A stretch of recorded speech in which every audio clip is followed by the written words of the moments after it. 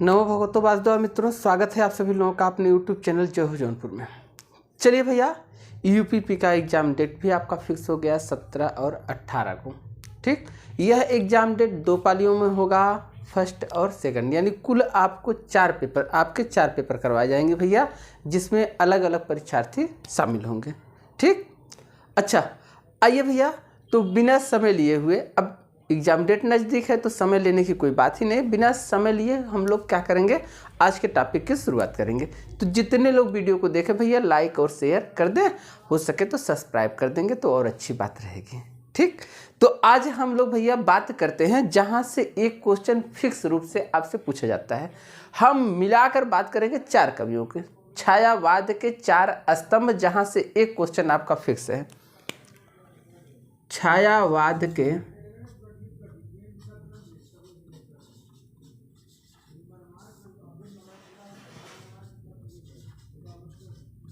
चार स्तंभ। अगर छायावाद के चार स्तंभ की बात की जाए भैया, तो छायावाद के चार स्तंभ कौन कौन थे? तो पहले थे भैया जयशंकर प्रसाद जी। जयशंकर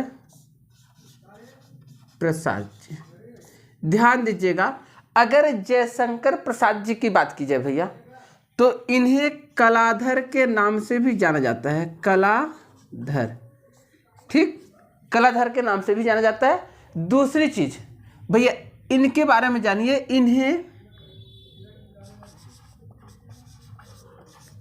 इन्हें छायावाद का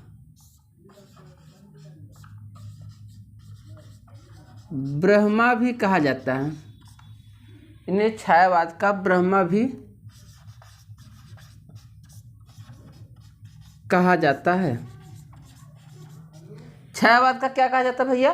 ब्रह्मा भी कहा जाता है, यानी इन्हें छायावाद का ब्रह्मा भी कहा जाता है।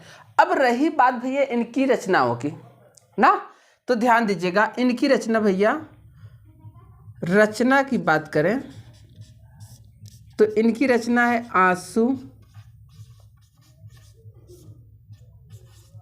लहर, झरना, कामायनी,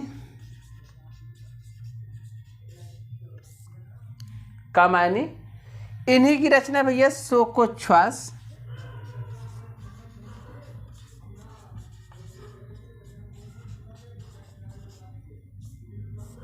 शोकोच्छ्वास भी किसकी रचना है? इन्हीं की रचना है। अच्छा, अगर बात करें भैया, ध्यान दीजिएगा, अगर इनके कहानी की बात करें, इनके कहानी की बात करें तो इनकी कहानी भैया ममता।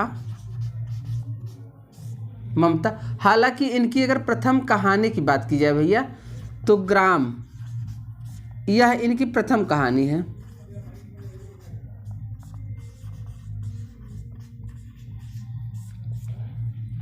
देखिए, जितनी भी चीज़ें बताई गई हैं भैया, आप जब चैनल को खोलेंगे तो चैनल में जो वीडियो हैं, लगभग आप मान के चलिए 200-300 वीडियो इसमें पड़ी होंगी। ठीक, उससे कम वीडियो नहीं है। एक एक करके पूरे वीडियो को आप अगर देखते चले जाएंगे, हर चीज़ का टॉपिक आपको मिलेगा। ठीक, तो सब कुछ मैंने पढ़ा के रख दिया है। ठीक, ज़्यादा दूर जाने की आवश्यकता आपको नहीं है, आपको सब चीज़ें मिलेंगी। ठीक, बस बारी बारी से आप इसको खंगालते जाइए। ठीक, अब ममता हो गया, इन्हीं की कहानी ग्राम, इन्हीं की कहानी भाई छोटा जादूगर।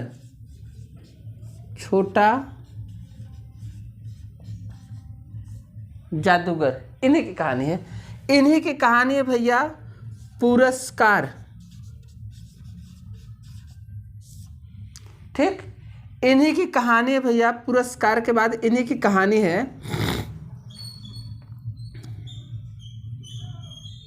आकाशदीप।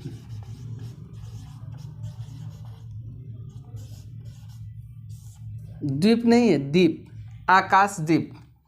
इन्हीं की कहानी है भैया काशी का गुंडा।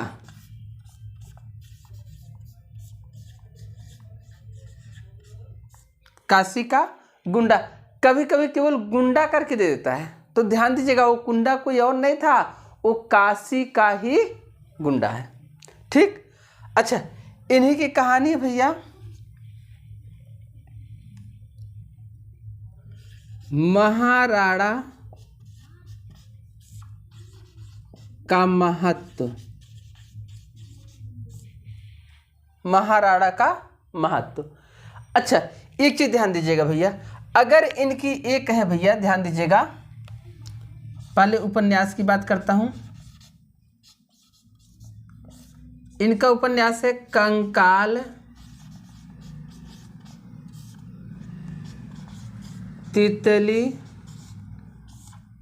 इन्हीं का उपन्यास है भैया इरावती। इरावती जो अपूर्ण रह गया भैया, इससे इन्होंने पूरा नहीं कर पाया था। ठीक, अच्छा अब हम बात करेंगे भैया नाटक की। अगर इनके नाटक की बात की जाए,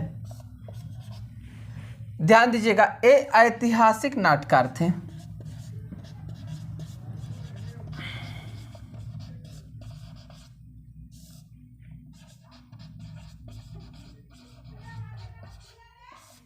अगर आपसे 4 ऑप्शन देके पूछे कि इसमें ऐतिहासिक नाटककार के रूप में जाना जाता है, तो जयशंकर प्रसाद जी को ही जाना जाता है ऐतिहासिक नाटककार के रूप में। अच्छा इनका नाटक क्या है भैया, ध्यान दीजिएगा, सबसे प्रसिद्ध नाटक जो इनका है वो ध्रुव स्वामिनी है।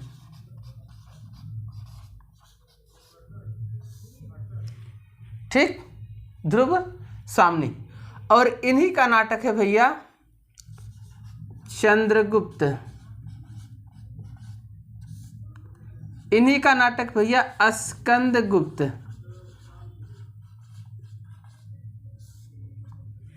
ठीक, इन्हीं का नाटक है भैया अजात शत्रु। ये 4 इनके बड़े प्रसिद्ध नाटक हैं। अच्छा इनकी एक एकांकी भी थी भैया, क्या थी, एकांकी भी थी, जिससे एक घूंट के नाम से जाना जाता है, एक घूंट। अब एक चीज ध्यान दीजिएगा, एक घूंट को भैया हिंदी साहित्य की प्रथम एकांकी भी माना जाता है। प्रथम एकांकी, एकांकी क्या होती है, नाटक का लघु रूप ही क्या होती है भैया, एकांकी होती है। एक बार स्क्रीनशॉट लीजिएगा सभी लोग भैया, इससे आपको रट लेना है, याद कर लेना है। ठीक, एक बार स्क्रीनशॉट लीजिएगा, इसके बाद हम लोग महादेवी वर्मा जी को देखते हैं। सभी लोग स्क्रीनशॉट लीजिएगा भैया, फिर हम आगे चलते हैं। ठीक, चलिए भैया,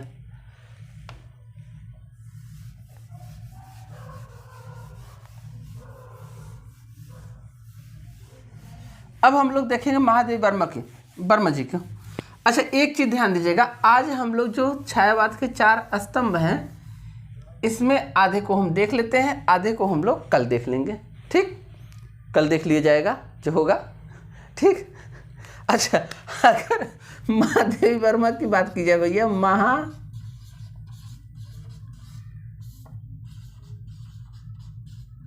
महादेवी वर्मा जी की।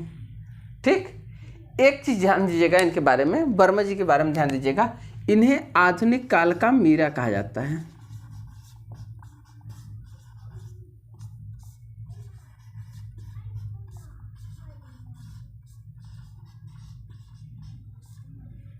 इन्हें आधुनिक युग का क्या कहा जाता है, मीरा कहा जाता है।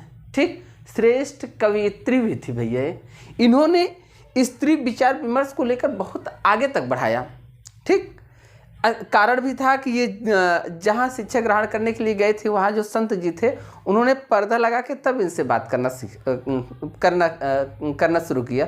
तो इन्होंने पूछा कि आप पर्दा क्यों लगाए, तो उन्होंने कहा कि मैं स्त्रियों से जो है स्त्रियों के सम्मुख बात नहीं करता, मैं सीधे स्त्री से बात नहीं करता हूँ। तो इन्होंने कहा कि ठीक है, अगर स्त्री की इज्जत इतनी गिरी हुई है तो हम यहाँ से चले जाते हैं।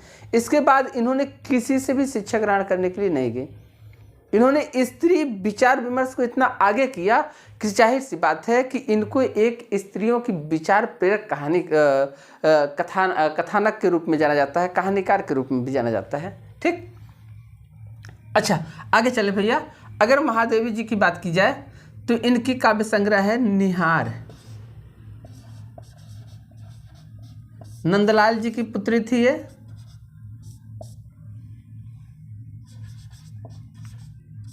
निहार, नीरजा, रश्मि, यामा। ठीक। अच्छा, यामा पर इनको ज्ञानपीठ भी मिला था, ज्ञानपीठ पुरस्कार कब मिला था भैया? तो 1982 ईस्वी में। ठीक ठीक। इनकी माता जी का नाम शायद हेमा था, ये भी ध्यान दीजिएगा। अच्छा, ये सब तो आप लोग, फर्रुखाबाद में इनका जन्म हुआ था, ये सब तो आप लोगों से पूछेगा नहीं, बस आपसे रचनाएं पूछेगा भैया। ठीक। निहार, नीरजा, रश्मि हो गया। अच्छा, इन्होंने जो काव्य संग्रह लिखा है, कविता लिखी है भैया, मैं नीर भरी दुख की बदली। मैं नीर भरी दुख की बदली। ठीक। इन्होंने एक और कविता लिखा था, रूपस तेरा घन केस पास।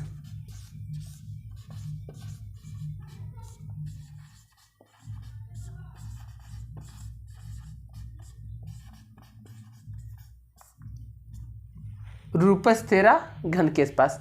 अच्छा, अगर इनकी कहानी की बात की जाए भैया, एक चीज आप ध्यान दीजिएगा, ये जो महिला थी, मान लीजिए महादेवी वर्मा जी जो भी थी, इनको पशु पक्षियों और जानवरों से बहुत ही लगाव था। इन्होंने कई पशु पक्षियों को पाल रखा था और उसको लेकर इन्होंने कहानियाँ लिखा था। इनकी जो कहानी थी भैया, परिवार। इनके परिवार में भैया गिल्लू थे, सोना था। ठीक। गिल्लू इनके गिलहरी का नाम था। अच्छा, गिल्लू को लेकर भी इन्होंने कहानी लिखी थी भैया, गिल्लू। सोना को लेकर कहानी लिखी, सोना हिरण था इनका, उसको लेकर सोना लिखी थी। ठीक। दीप शिखा,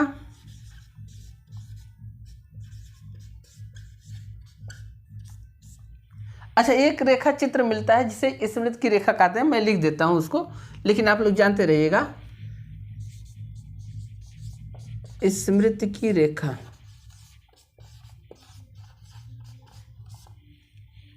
स्मृति की रेखा इन्हीं की कहानी है। अच्छा, रेखा चित्र इसको कहा जाएगा, स्मृति की रेखा को। ठीक। परिवार हो गया, गिल्लू हो गया, सोना हो गया, दीपशिखा हो गया। ठीक। ये सब इनकी कहानियां हैं। ठीक। एक बार भैया इनका भी स्क्रीनशॉट ले लीजिएगा। आज बस हम 2 लोगों को देखेंगे, बाकी आपके अभी महाप्राण पंडित महाप्राण सूर्यकांत त्रिपाठी निराला जी हैं, उनकी ढेर सारी रचनाएं पढ़ना है। ठीक। वो लोग ज़्यादा हैं, एक दिन में इतनी ज़्यादा रचनाएं नहीं पढ़ी जा सकती हैं। आपको समय तो कम लग रहा है, लेकिन इसको याद करने में थोड़ा समय ज़्यादा लगेगा, इसलिए मैंने थोड़ा ही आपको दिया। ठीक। अभी आपके भैया सुमित्रा, अच्छा, निराला जी को महेश कहा जाता है, शिव कहा जाता है, और पंत जी को विष्णु कहा जाता है। तो आप मान के चलिए कि अभी विष्णु और भगवान शिव दोनों लोग बचे हुए हैं, उन लोगों को हम कल पढ़ेंगे भैया। तो आज के लिए बस इतना ही। बाकी सभी लोगों को ढेर सारी शुभकामनाएं, बधाइयाँ, धन्यवाद भैया। नमो भगवते वासुदेवाय। धन्यवाद।